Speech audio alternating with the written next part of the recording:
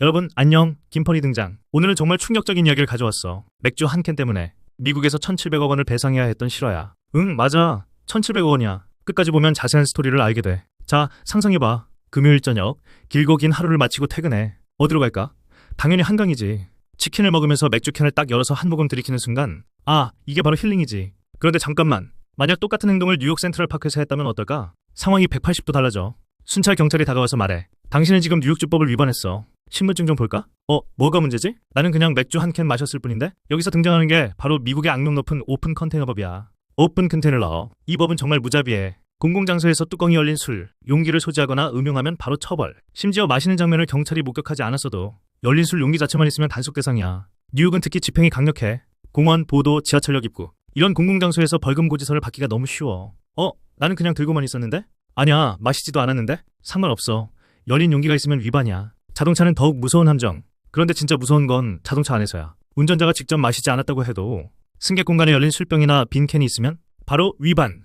나는 운전만 했어. 친구가 마신 거야. 이런 항변은 소용없어. 트렁크에 밀봉된 술은 보통 허용되지만 승객이 손 뻗으면 닿는 자리의 개봉 용기는 위험해. 나는 안 마셨다라는 항변보다 개봉 사실과 위치가 훨씬 중요하게 평가돼. 예를 들어서 운전석 컵홀더에 빈 맥주병이 있다면 운전자의 소지와 음용 가능성을 강하게 시사하지.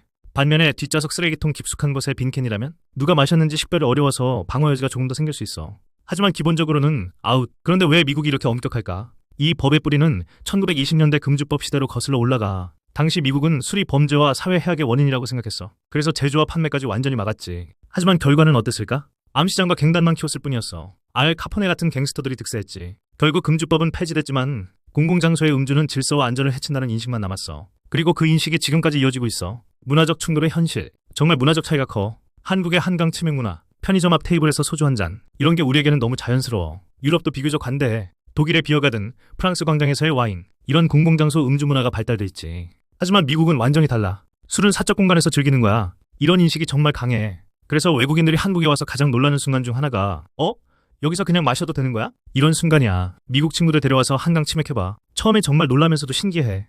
자, 이쯤에서 미국 변호사로 빙의돼볼까? 이런 사건을 맡게 된다면 가상의 사례를 하나 들어보자. 존은 뉴욕 센트럴파크에서 친구와 맥주를 마셨어. 경찰이 다가와서 벌금을 부과하려 하자 존이 반박해. 맥주 한 캔 마셨다고 나를 범죄자 취급하는 거야? 이거 수정헌법 제1조 자유권에 위배되는 거 아닌가? 존의 주장은 설득력이 있을까? 오픈 컨테이너법은 합헌일까? 위헌일까? 차 안에 빈 맥주병만 있어도 벌금을 줄 수 있는데 이게 정당할까? 이제 우리가 변호사가 돼서 차근차근 분석해보자. 이슈 쟁점 정리. 첫 번째 쟁점. 공공장소에서의 음주 제한이 수정헌법 제1조가 보장하는 자유에 위배되는가? 두 번째 쟁점. 차량 내에서 수용기 개봉 금지가 헌법에 합치하는가? 루 적용 규칙. 수정헌법 제1조는 뭘 보호할까? 표현, 종교, 집회, 언론, 청원 등 표현의 자유를 핵심으로 보호해. 그런데 여기서 중요한 포인트.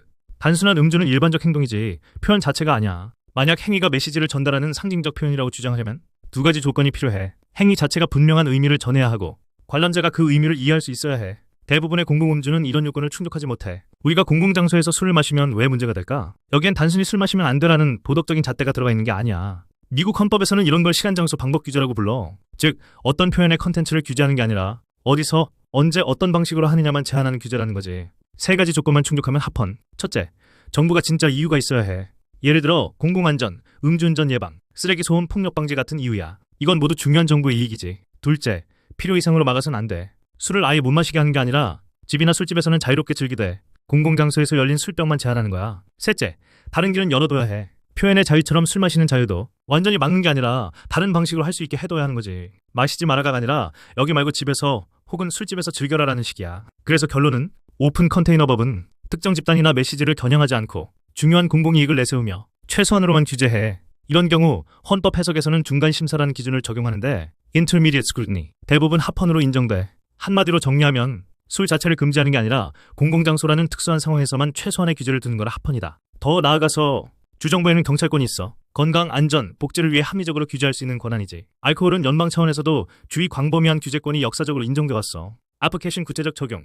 존의 주장을 분석해보면 표현의 자유에 해당하는지부터 좌초될 가능성이 커. 단순한 음주는 보호되는 표현이 아니야. 설령 음주가 상징적 표현이라고 주장하더라도 오픈 컨테이너 규정은 내용 중립적이며 공공안전이라는 중대한 목적이 있고 사적 공간이나 허가된 업소에서 마실 수 있는 대체 수단을 남겨둬. 따라서 중간 심사 인터미디엇 스크루티니를 통과할 가능성이 높아. 차량의 경우는 어떨까? 승객구역 내 개봉 용기를 금지하는 규정은 음주운전 억제라는 강한 공익을 위해 설계돼 있어. 밀봉된 술을 트렁크로 운반하는 등 합법적 대체 경로가 있어서 협의한 규제로 보기 쉬워. 근거의심 결론. 결론적으로 대부분의 경우 오픈 컨테이너법은 합헌이야. 존의 수정헌법 제1조 자유권 주장은 받아들여지기 어렵고 차량 내 개봉 용기 금지도 합헌으로 유지돼. 만약 미국 변호사 시험이라면 하지만 시험은 여기서 멈추지 않고 계속 꼬아서 들어가. 1단계 꼬기, 동승자까지 처벌할 수 있을까? 규정이 승객구역의 소지 자체를 금지한다면 동승자도 위반 대상이 될 수 있어. 다만 실제 처벌 여부는 각 주의 조문구조, 지배 통제 증거, 누가 용기를 소지했는지에 따라 달라져.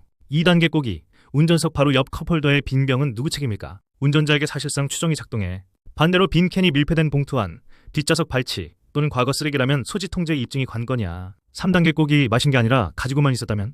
대부분의 오픈 컨테이너 규정은 소지 자체를 금지해. 열려있으면 위반이야. 마셨느냐는 두 번째 문제야. 4단계 꼬기. 집회나 시위 중에 맥주를 들고 있었다면 1조 주장이 강해질까? 행진 자체는 보호되지만 내용 중립적 안전 규제가 병존하면 중간 심사 프레임이 유지돼. 술을 들고 있어야만 메시지가 전달되는 것도 아니므로 대체 수단이 충분하다고 평가돼. 5단계 꼬기. 주마다 다른 결과가 날 수 있을까? 그래, 가능해. 일부 도시는 허가구역에서 길거리 음주를 허용하고 예외를 둬. 반대로 뉴욕, 캘리포니아 같은 대도시는 정말 엄격해. 시험에서는 관할법 조문과 예외를 정확히 읽고 적용하는 능력을 봐. 현실의 충격적인 판례들. 이제 현실로 돌아와서 정말 충격적인 실제 사례들을 보자.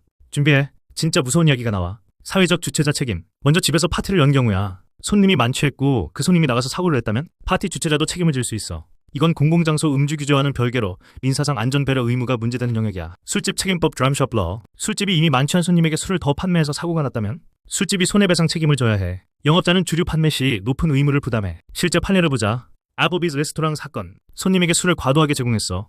그 손님이 나가서 사고를 냈지. 결과는 합의금 440만 달러. 우리 돈으로 약 59억 원이었어. 엘라베마주 클럽 사건. 만취한 손님이 음주운전으로 어린이를 사망하게 했어. 배심원은 280만 달러. 약 38억 원 배상 판결을 내렸어. 사우스캐롤라이나 바 사건. 만취 고객에게 계속 술을 판 결과 사고가 났어. 보험사가 1,100만 달러, 약 148억 원에 합의했어. 그런데 가장 충격적인 사건이 남아있어. 시애틀의 1,700억 원 사건. 시애틀에서 일어난 정말 믿기 어려운 사건이야. 한 술집이 이미 만취한 고객에게 계속해서 술을 팔았어. 그 고객은 결국 사고를 당해서 평생 마비 상태가 됐어.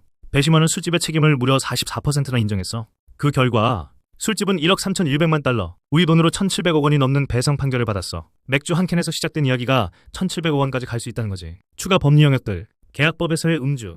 심하게 취한 상태에서 체결한 계약은 어떻게 될까? 상대방이 그 상태를 알았거나 알 수 있었던 경우 취소 가능해. 합리적 판단 능력이 결여됐기 때문이지. 형법상 음주와 책임 능력. 음주 상태에서 범죄를 저질렀다면 일반적으로는 책임을 면할 수 없어. 오히려 고의 음주로 인한 사고는 더 무겁게 처벌받을 수 있어. 실전 여행자 생존 가이드 1분. 미국 여행 갈 사람들을 위한 생존 가이드야. 공원이나 보도에서 절대 술 용기를 열지 마. 차량에서는 개봉된 술은 무조건 트렁크로만. 승객구역에는 밀봉된 것도 가급적 피해. 도시별 예외 사항을 미리 확인해. 허가된 장소 라이센스 프로미스에서만 음주해. 경찰의 제지가 있으면 협조하고 현장에서 논쟁하지 마. 다툴 일은 나중에 법률 절차로 해. 특히 라스베이거스 같은 곳은 예외가 많으니까 미리 확인해. 뉴욕, LA, 시카고 같은 대도시는 정말 엄격해. 마무리와 법학적 시사점. 정리해보면 맥주 한 캔은 한국에서는 낭만이지만 미국의 일부 도시에서는 위반이야. 법학도에게는 더욱 흥미로운 주제지. 작은 맥주 캔 하나가 표현의 자유, 시간 장소 방법 규제, 경찰권, 공공안전, 민사 책임, 계약 능력, 이 모든 큰 틀과 연결되거든. 결국 핵심은 이거야. 주정부의 경찰권이 어디까지 미칠 수 있는가? 그리고 우리는 그 경계선을 사실관계 변화에 맞춰 끝까지 따라갈 수 있는가? 오늘 이 영상을 본 너희들, 뉴욕에서 맥주를 딸 때 한 번 더 멈칫하게 될 거야. 한국에서는 치맥 러버, 미국에서는 치맥 크리미널, 그리고 시험장에 앉게 된다면 잊지 마. 이건 단순한 에피소드가 아니라 합헌성과 경찰권의 한계를 묻는 전형적인 문제라는 걸. 미국 변호사 수준의 법 지식을 갖추고 싶다면 구독, 고마워.